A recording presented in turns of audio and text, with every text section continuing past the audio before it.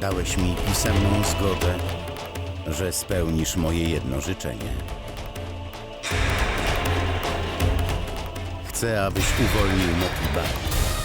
Rozkazał uwolnić Motiba i wyburzyć to.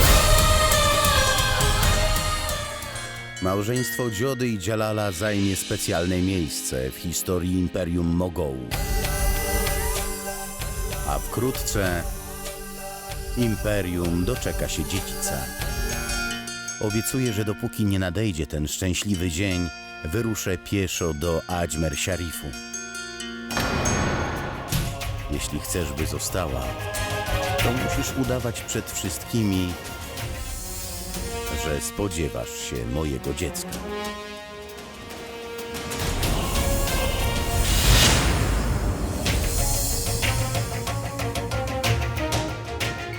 Czy to jest jakiś żart? Nie, to nie żart ani zabawa. Okłamałem twoich rodziców, by ich zadowolić. Czy jesteś teraz gotowa udawać, że spodziewasz się dziecka, by zadowolić moją matkę?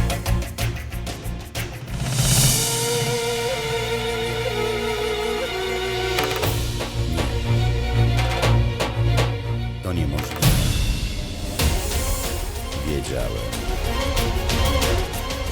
Znałem twoją odpowiedź.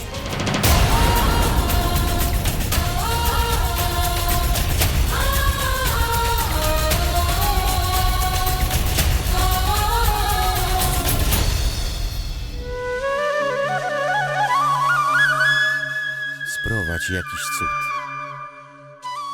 Jak mogę przekonać matkę, by nie robiła czegoś takiego?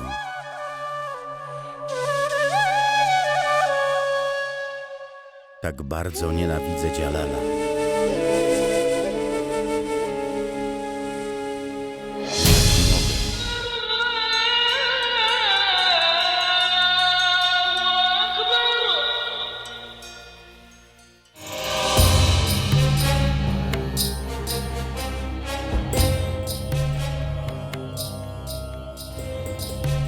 Ostrożnie. Wszystko w porządku? Usiądź. Odpocznij. Natychmiast wezwij medyka. Dziedzic Imperium. Królowa Rukaja długo o tym myślała, ale to nie ona urodzi dziedzica. Biedna, tak bardzo pragnie dziecka. Ona nie chce dziecka na zimo. Ona chce władzy. Jeśli urodzi dziedzica, to już zawsze będzie pierwszą żoną cesarza. Nieważne, czego chce, nigdy nie zazna spokoju. Jestem pewna, że nie jest w ciąży. Cicho. Królewski lekarz idzie do jej komnaty.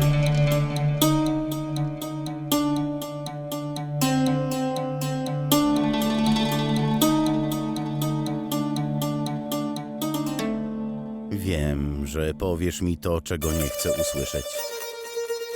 Ale ja pragnę dać Dżalalowi dziedzica Imperium. A więc tym razem musisz mnie nagrodzić, pani. Twoje życzenie się liczy. Co powiedziałaś? Bóg cię wysłuchał. Cesarz niedługo ujrzy swojego następcę. Jesteś w ciąży. Czy dobrze usłyszała? Powtórz to. Jesteś w ciąży, pani. Urodzisz następcę tronu. Twoje dziecko niedługo będzie się bawić w twoich ramionach. Moje gratulacje.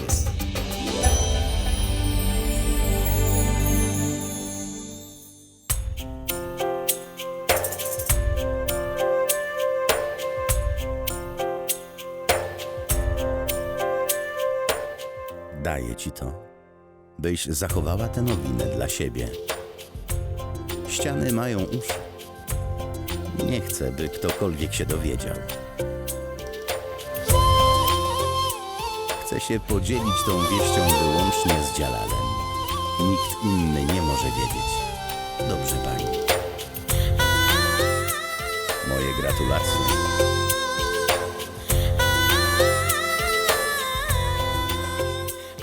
Boże, tak bardzo Ci dziękuję za wysłuchanie moich modlitw.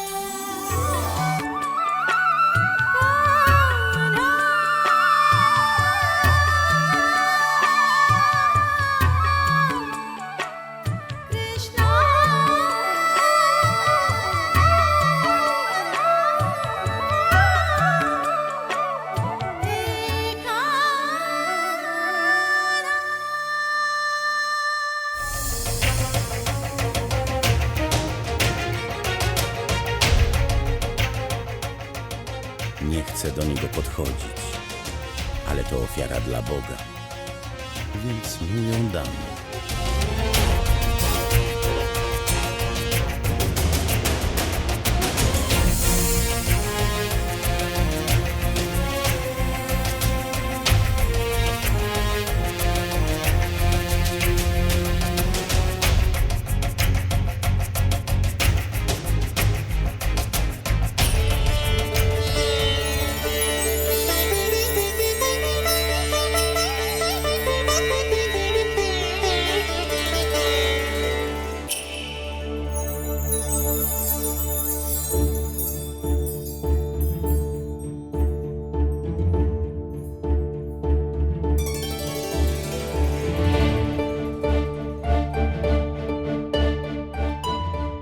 Dlaczego pochylił głowę? Już się pokłoniłem. Dlaczego nie naznacza mojego czoła?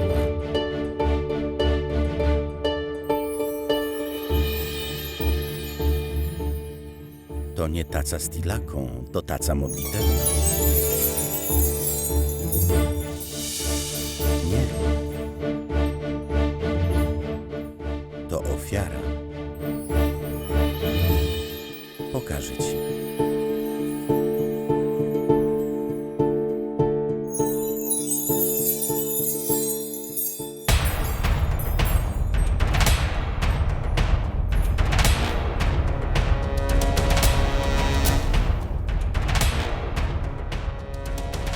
On nie zna się na niczym oprócz szermierki i wymierzaniu kar. Nie dasz rady.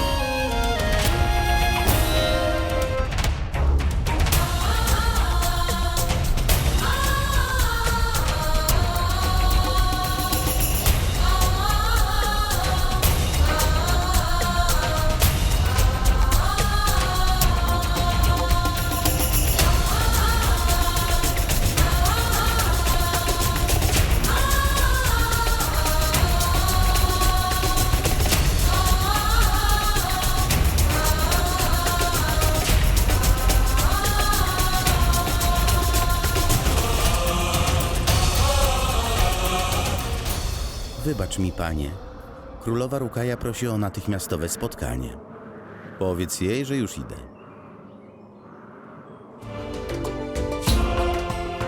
Niech żyje cesarz. Co się stało, Rukajo? Nigdy nie wzywasz mnie o tej porze. To najwspanialszy z poranków, Dżalal. Jeśli zrobię coś, co powstrzyma matkę przed pielgrzymką do Adźmer Szarifu, to co dla mnie zrobisz? Chciałem przekonać Dziodę, ale ona nie jest gotowa kłamać. Jeszcze z tobą nie rozmawiałem, a ty chcesz ją okłamać. Oczywiście, ale różnica jest taka, że Dzioda nigdy się nie stanie tym, kim będę ja. Co masz na myśli? Matką dziedzica tronu.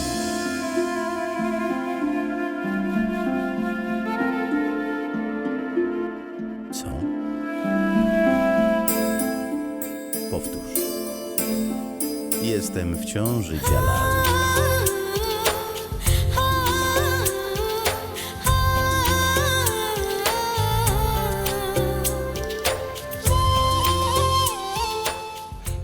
Powtórz to. Dżalal, będziesz ojcem. Będziesz miał dziedzica imperium, następcę tronu. Nawet nie wiesz, jak wielki to dar, Rukajo.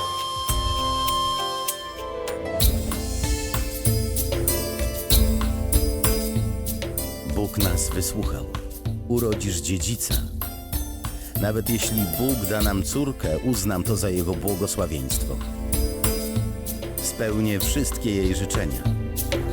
Nawet podbój Hindustanu nie dał mi takiego szczęścia. Rukajo, zrobię dla ciebie wszystko. Czego pragniesz? Nie teraz. Poproszę o prezent, ale dopiero po urodzeniu następcy tronu. Będę czekać na ten dzień. Oczywiście, ale daję ci słowo, że spełnię każde twoje życzenie.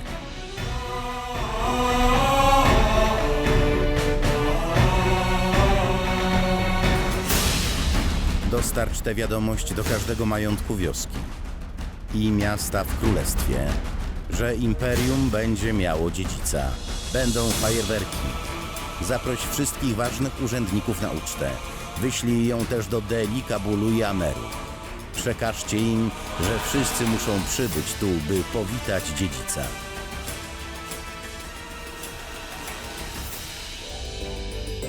Moje życzenie nareszcie się spełniło. Cesarz dał mi słowo, Hosiar. W dniu, w którym urodzę dziedzica imperium, zdobędę władzę w tym królestwie. O jakiej władzy mówisz, pani? O władzy, którą ma Mahamanga. Władza ministra. Stanowisko w Najwyższej Radzie. Chcę odebrać jej wszelką władzę.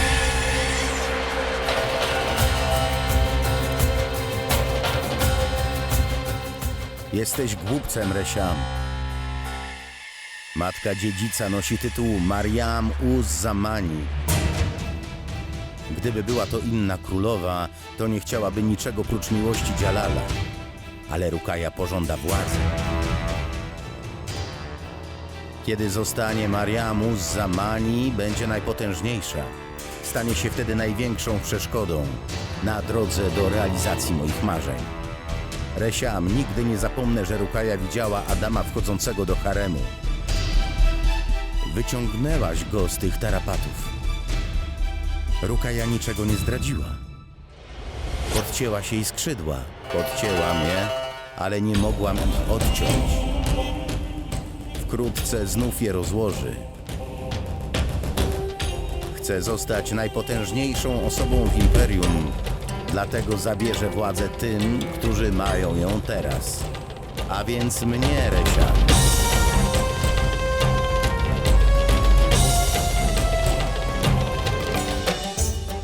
Jestem szczęśliwy. Uwolnij 100 jeńców wojennych. Rozdaj jałmużnę biednym i świętym, by uczcić nadejście dziedzica.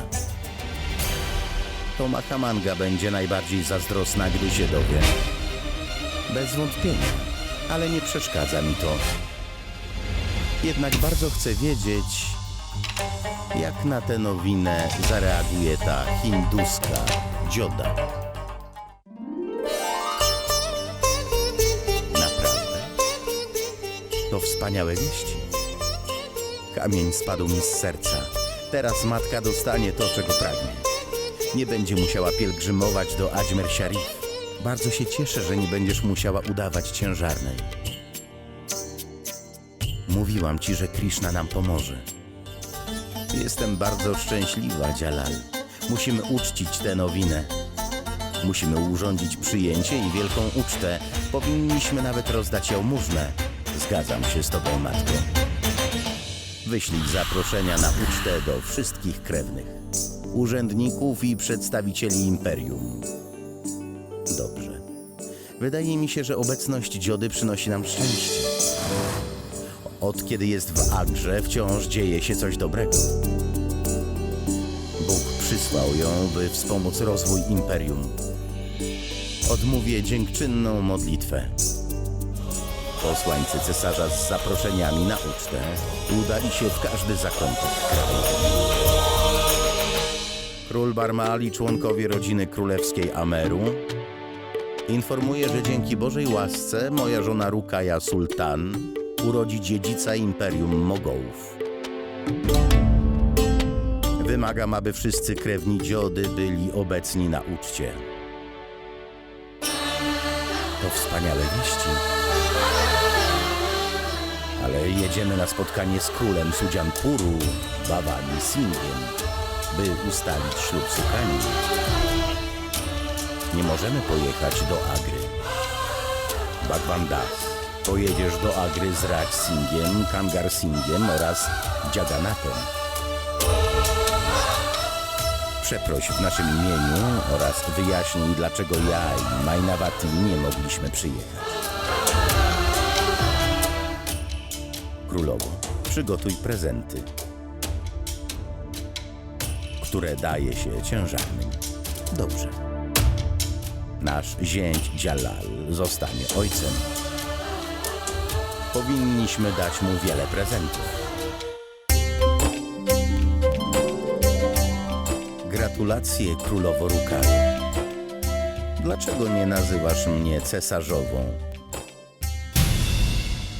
Co? Tak, wiem, dlaczego tu jesteś. Pod pretekstem gratulacji chcesz pokazać, jak wielkie masz serce. Królowo Dziodo, nie jestem taka naiwna. Wiem, że nie przyszłaś tu bez powodu. Chcesz ukryć swoją zazdrość. O czym ty mówisz? Czego miałabym ci zazdrościć? Zazdrościmy tego, czego nie mamy, a ja nie chcę niczego, co posiadasz. Mówisz tak, bo nie rozumiesz, jakie wpływy przynosi tytuł Mariam Uz-Zamani. Wiesz, że zaraz po cesarzu to jest najważniejsze stanowisko imperium. To ja je zajmę. Wygrałaś w rozgrywce szachowej, ale nie możesz pokonać mnie w grze życia. Wybacz, królowo Rukajo. Dbają o to tylko ci, którzy mają złe intencje. Nieistotne, jak ważny jest tytuł Mariam Uz-Zamani. My uważamy, że matka jest najważniejsza. Jestem tu, by pogratulować ci ciąży. Mam dla ciebie prezent. Mów, co chcesz, Dziodo. Obie wiemy, co jest w twoim sercu. Zazdrość. Nigdy nie będziesz miała pozycji i władzy, której tak pragniesz. Z mojego punktu widzenia dla matki dziecko jest ważniejsze niż władza czy pozycja. Czy to królowa, czy zwykła kobieta, wierzę, że nasze życie staje się kompletne tylko po urodzeniu dziecka. Możesz myśleć o mnie, co chcesz, ale dobrze życzę tobie i twojemu nienarodzonemu dziecku. Niech Bóg ma was w swojej opiece.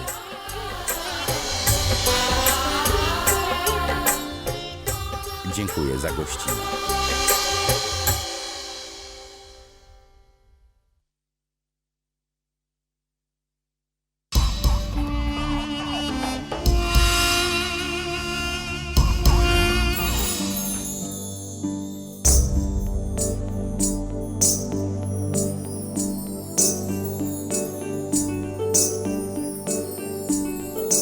Witaj, matko.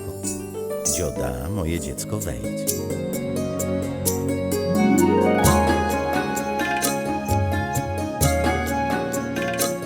Nie mogłam się powstrzymać. Wczoraj bardzo się zmartwiłam, gdy powiedziałaś, że idziesz na pielgrzymkę do Adżmeru. Córki są bliskie rodzicom, dlatego bardzo martwią się o ich dobrobyt. Już się nie martwię. Królowa Rukaja rozwiązała ten problem. Teraz się o ciebie nie martwię i jestem szczęśliwa z powodu Rukai. To czyni cię inną od kobiet w haremie. Gdy jakaś królowa jest przy nadziei, spodziewa się dziecka. Gdy spodziewa się dziecka, to wieść o tym powoduje zazdrość u pozostałych. Ale wyraźnie widzę szczęście na twojej twarzy. Bardzo cieszy mnie to, że tak inteligentna, dobra i rozsądna kobieta stała się częścią Imperium Mogolów. Co może być lepsze od twojego szczęścia? Pójdę już. Zaczekaj, dzioda. Nafisa. Matko, już jadłam słodycze. To mój sposób, żeby ci podziękować. Odkąd przyjechałaś do Agry, los Imperium wydaje się odmieniać.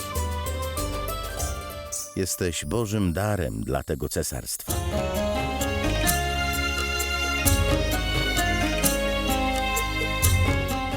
Mam nadzieję, że szczęście, które spotkało Rukaję, wkrótce spotka również ciebie.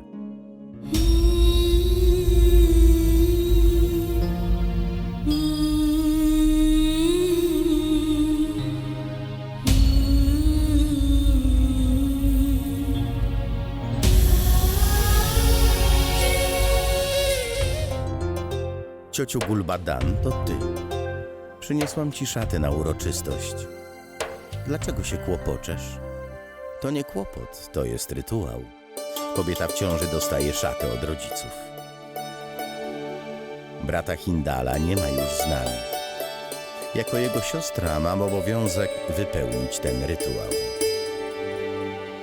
Weź to. Są piękne, ciociu. Dziękuję. Podkreślą twoją urodę, gdy je ubierzesz. O czym rozmawiacie? Przyszłam dać prezent Rukai. Pójdę już.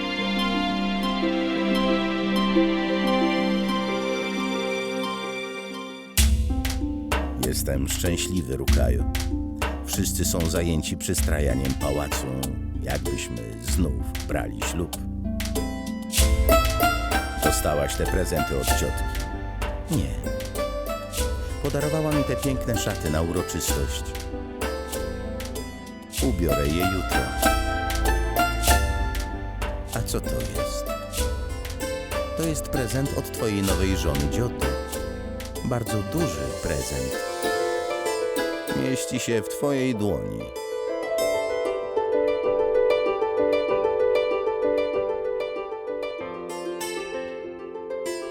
Spójrz, jaka jest inteligentna. Podarowała mi tylko łyżeczkę. Jest tu coś jeszcze. To notatka. Przeczytaj. Poskarżyła się, czy o coś poprosiła? Cokolwiek tam jest, wiesz, że nie potrafię czytać. Ty przeczytaj.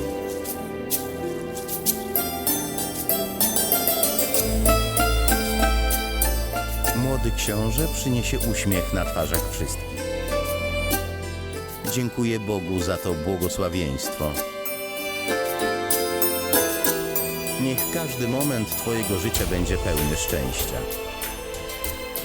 Niech twoja chwała rozleje się jak promienie słońca i blask księżyca. Niech kocha cię cały świat i śpiewa na twoją cześć. Niech los się do ciebie uśmiecha. Tego życzy ci dzioda. Chyba włożyła w to serce. Wiem, co jest w jej sercu. To sposób na zdobycie moich względów. I ta łyżeczka to dowód jej oddania.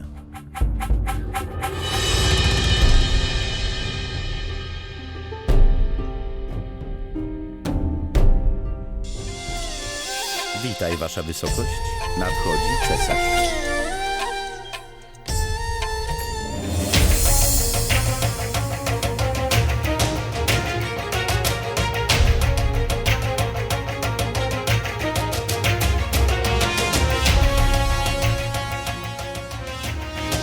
Rozejść się.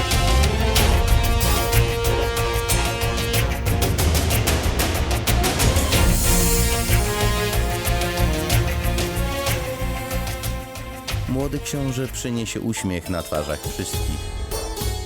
Dziękuję Bogu za to błogosławieństwo. Niech każdy moment twojego życia będzie pełny szczęścia. Niech twoja chwała rozleje się jak promienie słońca i blask księżyca.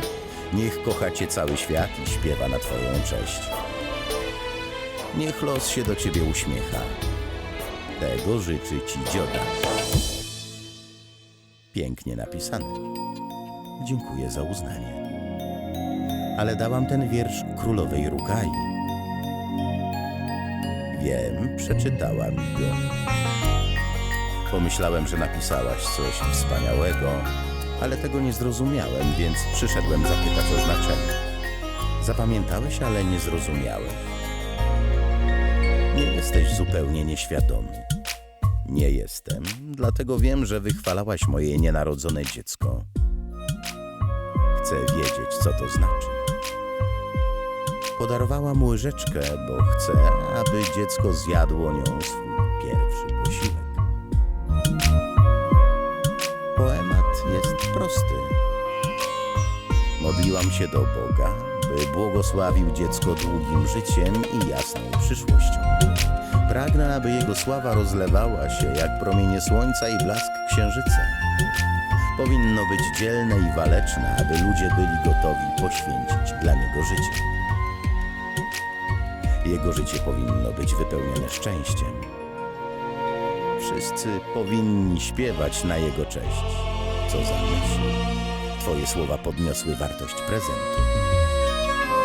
Muszę przygotować się na przyjęcie, mam mało czasu. Unikalny styl. Co znów zrobiłam? Delikatnie dałaś mi znać, bym wyszedł. Masz w zwyczaju łapać kogoś za słówka i odpowiadać, gdy tylko masz szansę. Ty też masz dziwny zwyczaj. Dajesz prezent i się złościsz.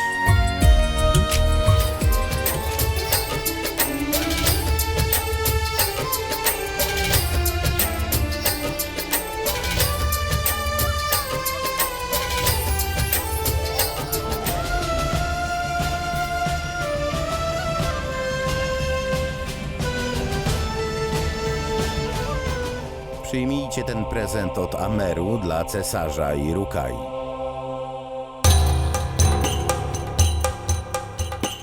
Spróbuj szafranu. Sprawdź, czy królowa Rukaja może go skosztować.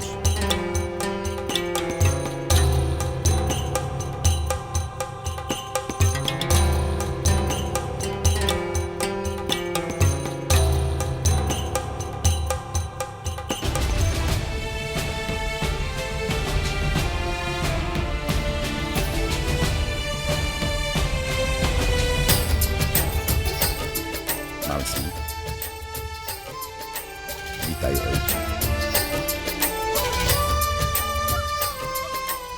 Cieszę się, że sobie radzisz. Muszę sobie radzić, ojcze. Tylko wtedy będę mógł zaopiekować się ciocią Dziodą.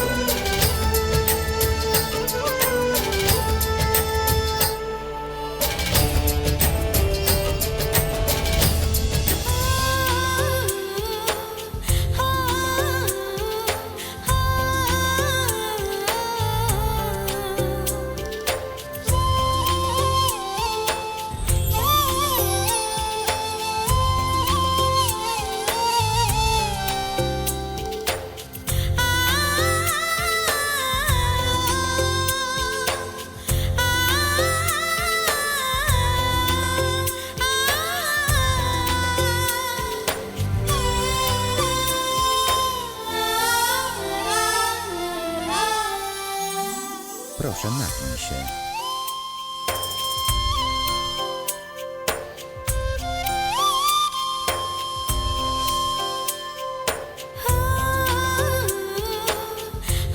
Rozdajcie te monety biednym.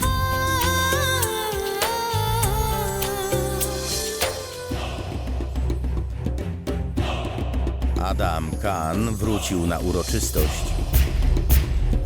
Uciszył bunt w maturze, będzie bardziej arogancki niż kiedykolwiek. Nie można zaprzeczyć, że Adam Khan jest wielkim wojownikiem, ale jest też zarozumiały.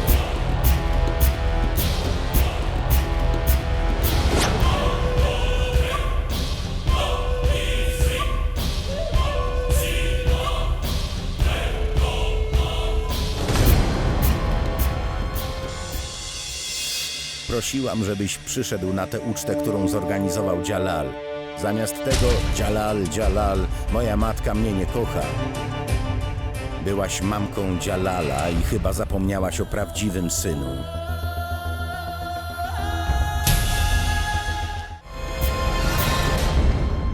Panie, coś się stało. Idźcie. Spotkam się z matką.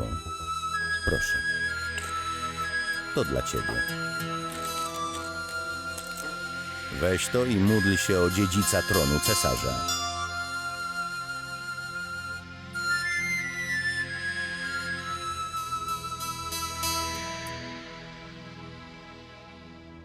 Witaj. Adam Khan wrócił do Agry po rozbiciu rebelii w Maturze. Gdzie on jest? To nie w porządku, matko. Ta służka wciąż żyje. Powiedziałaś, że się tym zajmiesz. Nic nie zrobiłaś. Zupełnie nic. Resian, zostaw nas samych. Muszę wytłumaczyć coś mojemu synowi. Nie wie, kiedy otworzyć usta, a kiedy siedzieć cicho. Dlatego muszę pomówić z nim na osobności. Resiam, ty...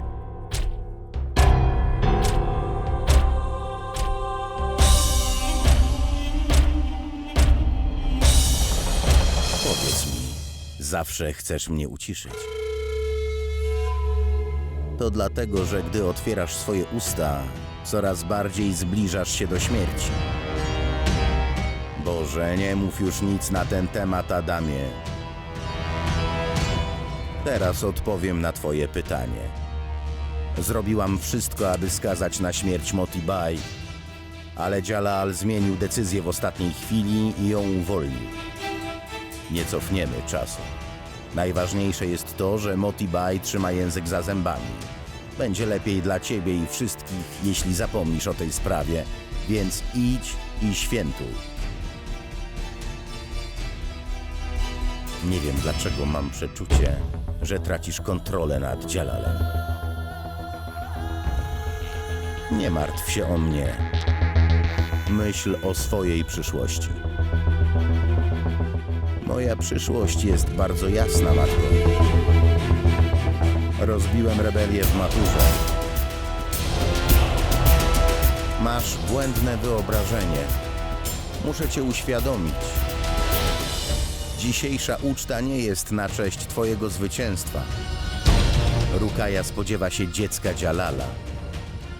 To wszystko na jej cześć, rozumiesz?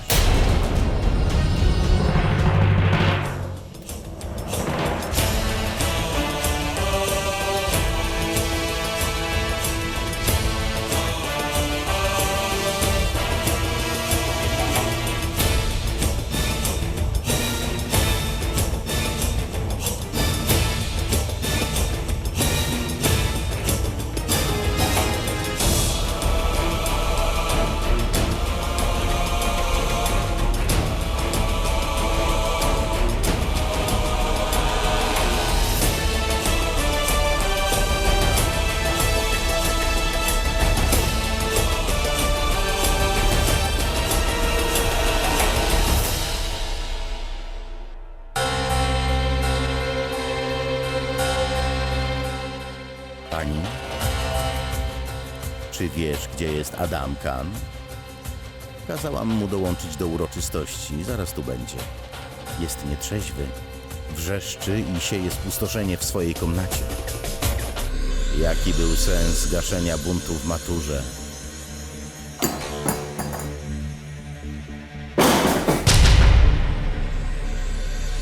Adam? Co robisz? Prosiłam, żebyś przyszedł na ucztę, którą zorganizował Jalal. Zamiast tego Jalal. Chodzi tylko o niego. Uczta Jalala, królestwo Jalala, rozkazy Jalala, życzenie Jalala. Czy ja coś dla ciebie znaczę? Ryzykowałem życie, walcząc na rozkaz Jalala. Miałem nadzieję, że dostanę coś w zamian.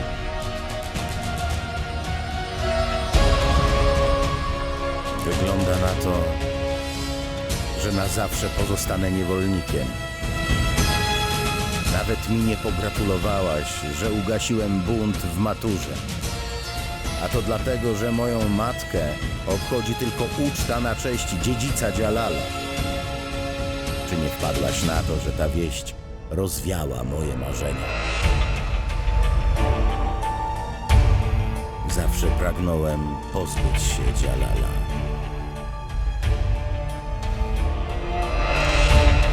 Aby przejąć tron w Adrze. Teraz na tym tronie zasiądzie jego dziedzic. Zawsze byłem niewolnikiem Dżalala, matko. A teraz będę służył jego następcy. Czy moje przeznaczenie się zmieniło? Wiesz, za każdym razem, gdy stawałaś po stronie Dżalala, myślałem, że to twoja strategia, by pozbawić go tronu. Ale nie. Moja matka mnie nie kocha.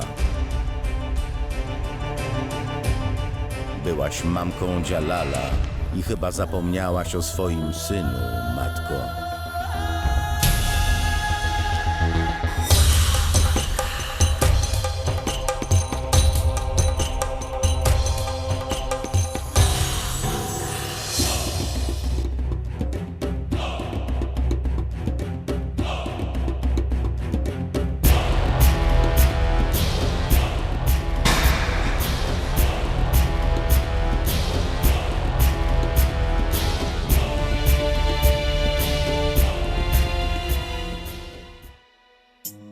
Mamy dwa powody do świętowania.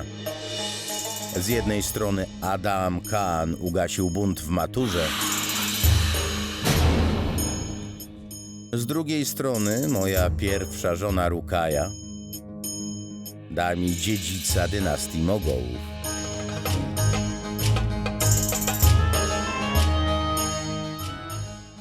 Z głębi serca dziękuję wam za przybycie. Przyjmiemy wasze dary. Czy będą małe, czy duże. Dla mnie każdy dar jest wyjątkowy. Rozpocznijmy rytuał.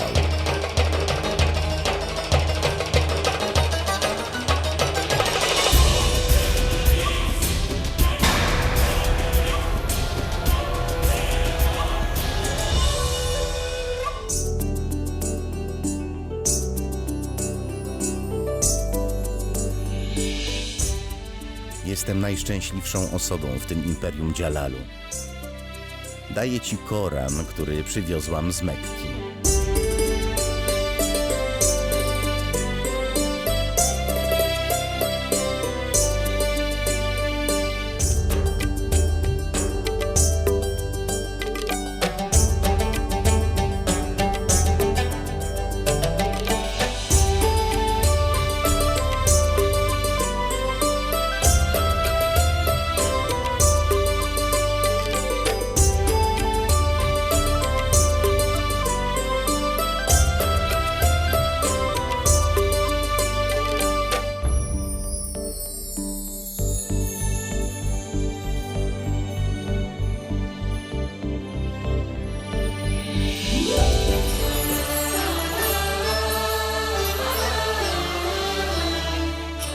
Pozdrawiamy cesarza i królową. Przyjmijcie dary z Ameru.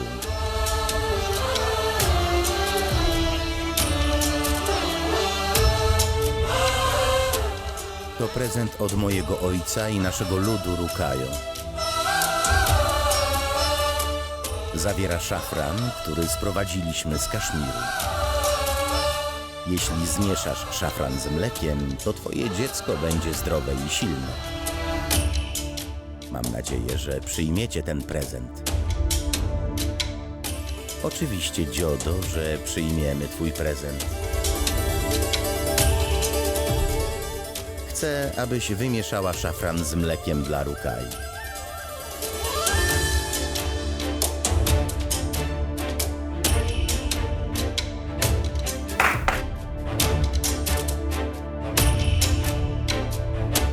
Królowo Dziodo, szklanka mleka. Spełnij życzenie cesarza.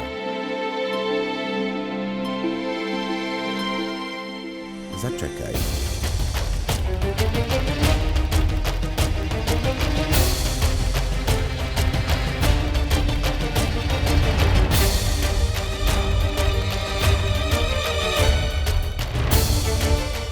Chcę powiedzieć wszystkim, że królowa Dzioda podarowała ten prezent dla dziedzica imperium.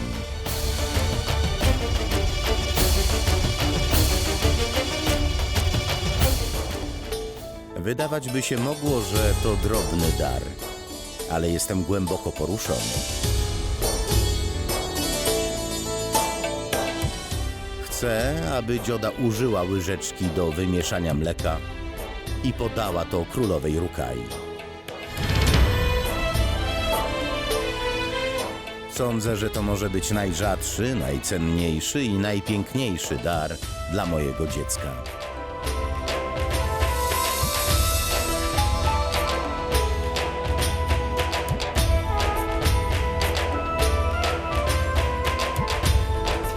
Nie zostałam jeszcze ogłoszona cesarzową, a Dzioda już stała się moją służącą. Co mogłoby mnie bardziej uszczęśliwić?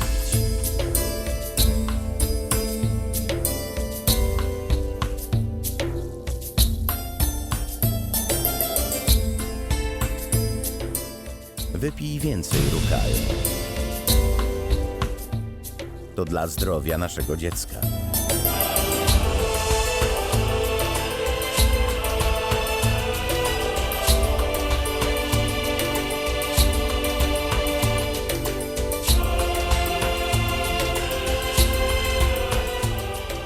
Zacznijmy obchody.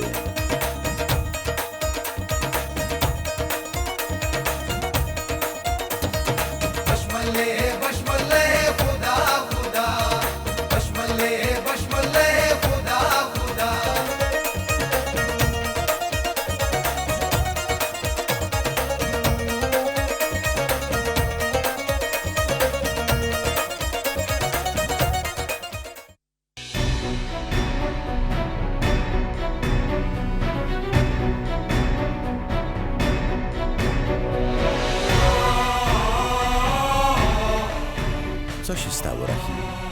Chcę zatańczyć, ale nie wiem jak.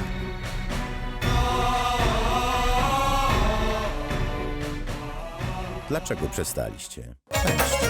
ये दिन मुबारक है, ये वक्त मुबारक है, ये सब कुछ नेमत है, ये सब कुछ रहमत है।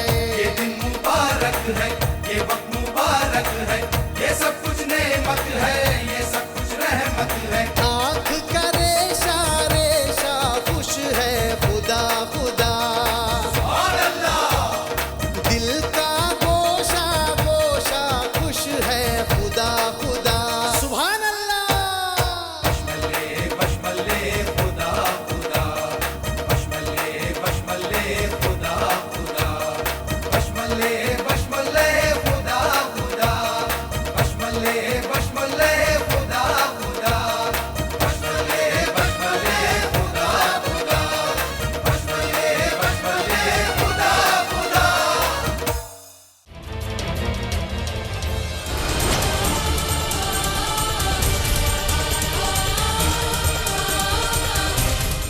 Królowa Rukaja straciła dziecko.